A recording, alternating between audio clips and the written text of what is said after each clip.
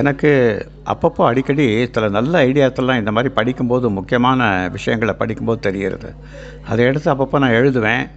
இப்போ எழுத முடியலங்கிறதுனால, என்னால் முடிஞ்ச வரைக்கும் ஏதாவது சின்ன சின்ன விஷயங்களா சொல்லலாமா அப்படின்னு இந்த 2 நாளா எழுத முடியாத நேரத்தில் இப்படி ஒரு எண்ணம் தோணித்து.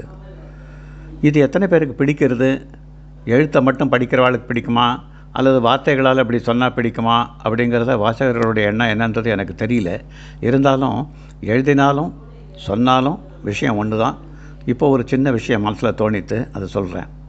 இந்த அனித்தியம் அசுகம் லோகம் அப்படின்னு சொல்கிறோம். எதுவுமே இந்த உலகத்தில் டெம்பரரி தான், எதுவுமே சாஸ்வதமானது இல்லைங்கிறது நமக்கு தெரிகிறது. இருந்தாலும் அப்படி நமக்கு சாஸ்வதமான உலகம் இல்லைன்னு தெரிஞ்சால் கூட அதை நம்ம நம்பலை. என்றைக்குமே இது சாஸ்வதம் தான் அப்படிங்கிற எண்ணத்துல தான் இருக்கோம்.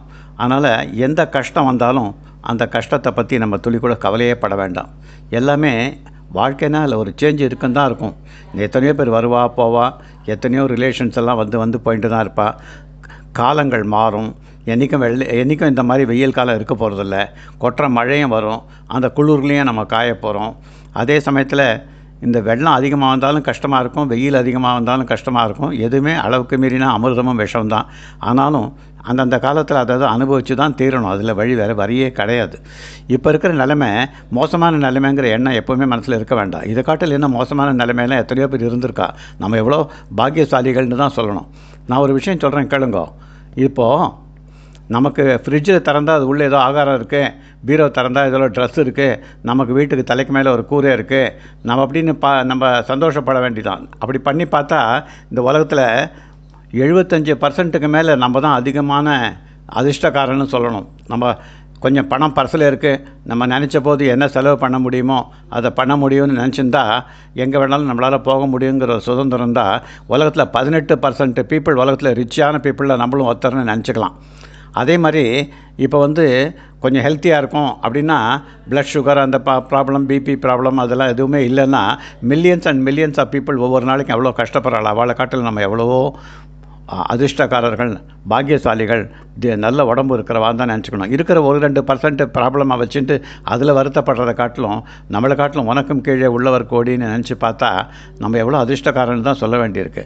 ஆக்சுவலாக இப்போ இந்த மாதிரி மெசேஜை நான் எழுதுகிறேனே, நீங்கள் படிக்கிறீங்கள, அப்படி படிக்கும்போது நம்ம ரொம்ப அதிர்ஷ்டக்காரன்னு தான் சொல்லணும். ஏன்னு கேட்டால் உலகத்திலேயே என்ன தான் பணம் இருந்தாலும் 3 மில்லியன் பீப்புள் உலகத்தில் படிக்க முடியாத நிலைமையில் இருக்கா. அவளுக்கு நம்ம எவ்வளோ பெட்டர், கண்ணால் படிக்க முடியும்.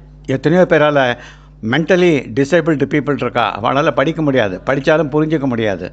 அதனால் கஷ்டங்கிறது நினச்சி பார்க்குற அளவுக்கு அவ்வளோ பெருசாக இல்லை, பூதாகாரமாக நமக்கு கண்ணுக்கு முன்னால் தெரியும். ஆனால் அதே கொஞ்சம் தூரம் வச்சு பார்த்தோம்னா அந்த பூதாகாரமான விஷயம் சின்னதாக தான் தெரியும்.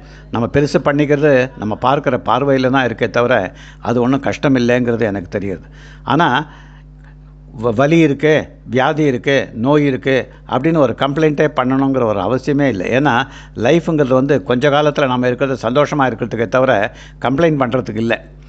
எத்தனையோ தௌசண்ட்ஸ் ஆஃப் மேட்டர்ஸ் நமக்கு ப்ரையாரிட்டி இருக்குது. நன்றி எத்தனையோ பேருக்கு சொல்ல வேண்டியிருக்கு, பகவானுக்கு சொல்ல வேண்டியிருக்கு, நமக்கு உதவினவாளுக்கு சொல்ல வேண்டியிருக்கு. அதுக்கெல்லாம் நமக்கு சொல்ல நேரம் இல்லாத போது நம்மளுடைய கஷ்டத்தை எடுத்து சொல்லிட்டு இருக்கிறதுல அர்த்தமே இல்லை. 4 விஷயங்கள் நல்லா ஞாபகம் வச்சுக்கோ. ஒன்று நம்ம பேசும்போது அல்ப ஸ்நேகிதம் பிராண சங்கடம்னு கண்டவாளுடைய சகவாசமே நமக்கு வேண்டாம், நல்ல சகவாசமாக இருக்கட்டும். 2வது, யார் நம்மளை வாங்கோன்னு மதித்து வரவேற்று நம்மளுடைய வருகையினால் அவள் சந்தோஷப்படுறவாளாக இருந்தால் அந்த மாதிரி பீப்புளை போய் நம்ம பார்க்கணும். மதியாதார் வாசலை மிதிக்க வேண்டாம் அப்படின்னு சொல்லியிருக்கார். அதெல்லாம் சாதாரணமாக சொன்னதில்லை, அனுபவபூர்வமாக தான் அவெல்லாம் சொல்லியிருக்கா. அதனால் நம்ம இதெல்லாம் பற்றி துளி கூட கவலையே பட வேண்டாம்.